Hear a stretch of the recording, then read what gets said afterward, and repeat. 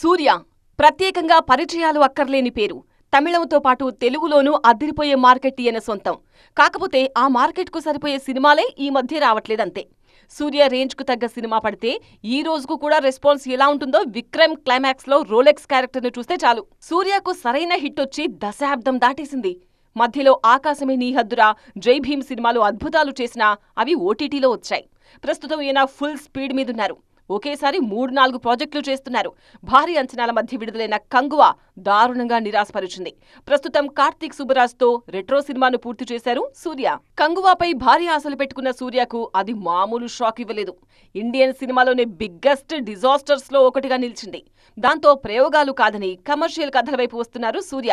Karthik సుబ్బరాజ్తో retro అనే gangster drama చేస్తున్నారు. పూజా హెగ్డే ఇందులో హీరోయిన్. ఈ సినిమా షూటింగ్ 4 నెలల్లోనే పూర్తి చేశారు సూర్య. ఓ సినిమా పోస్ట్ ప్రొడక్షన్ నడుస్తుండగానే మరో సినిమా పూర్తి చేస్తున్నారు సూర్య.